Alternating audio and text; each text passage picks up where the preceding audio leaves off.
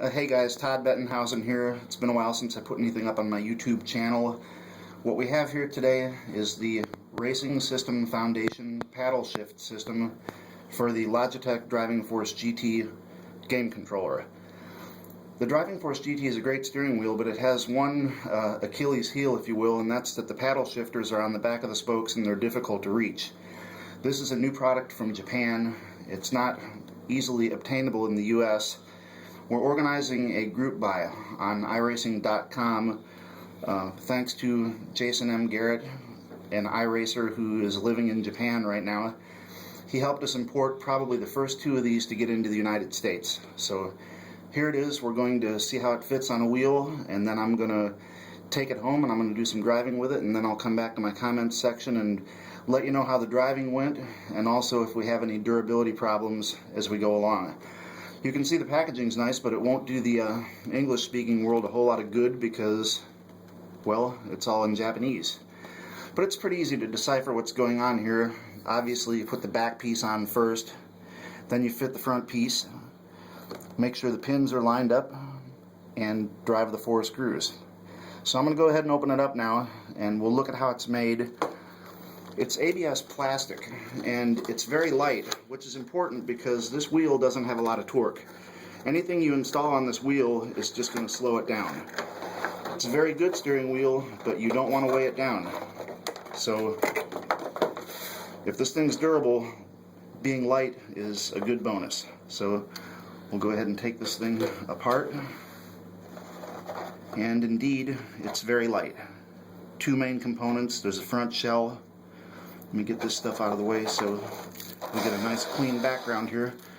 There's a front shell and a back shell. These pins are kind of piloted, so you can see it looks like it's color molded in ABS plastic. We'll take a quick look here at how it actuates the paddles.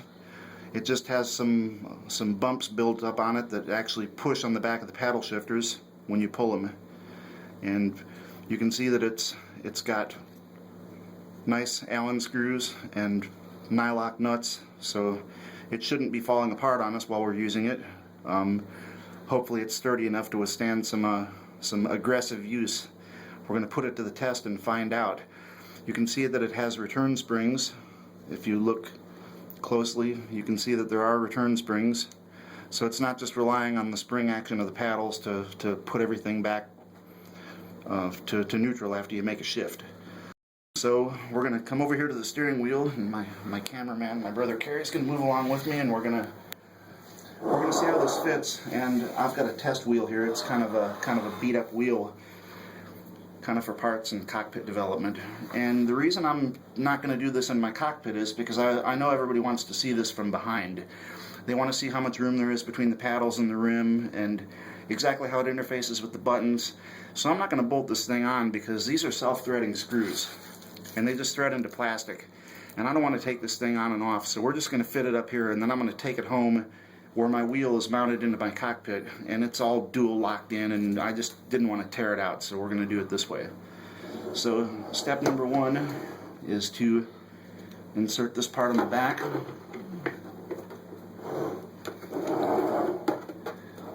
and that is a precision fit. There is just no slop whatsoever. That thing went right where it was supposed to. So I'm going to go ahead and turn the wheel around, Carrie, so we can actually get a good look at the spacing between the rim. And I mean, I had to snap that thing on there. There is zero slop already, and I haven't even put the bolts in yet. So you can see that the paddle distance to the rim is, I should have brought a ruler in before I started, but it looks like it's about 1 inch, maybe a bit more. Certainly enough fingertips, but not much more. So we'll go ahead and hold it in place, and we'll actuate. And it feels like I'm probably going to have to bolt it down to feel what the true action is like, because things are just a little bit flexible until I do bolt it down. But interestingly enough, it looks like the paddles aren't quite parallel to the rim. It looks like they're going to be a little closer at the top. Not much, I guess.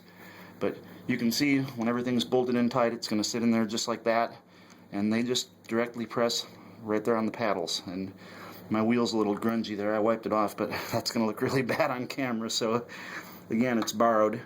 So we'll just go ahead and set it down on its back here and give everybody a good look at what it's like from behind.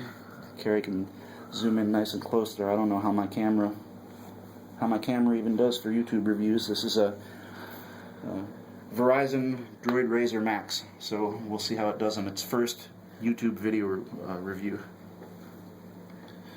We'll go ahead and fit the front part on now, since everybody's seen the business side of it, and we'll see how it looks once we put it together.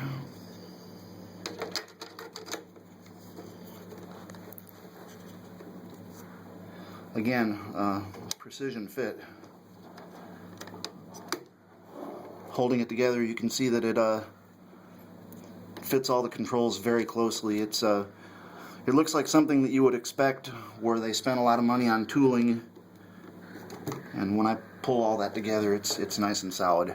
I'm sure they spent a lot of money on this injection mold tooling, so it's a nice looking piece, and I have high hopes once I bolt this thing together that the shifting action is going to feel really good and it's going to be durable. Go ahead and hold it together. Pretty short throw there. I think it's going to work well. It's actually very quiet. I'm used to the clacking of a T500 RS, and you're not even going to be able to hear yourself shifting this thing.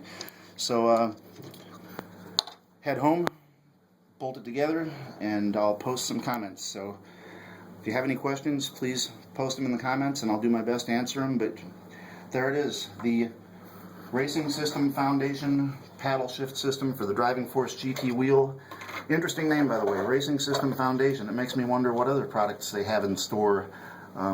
This seems to be something that really has a clear need, at least from what I see at iRacing. So let's go give it a shot and see how it works. Thanks for watching.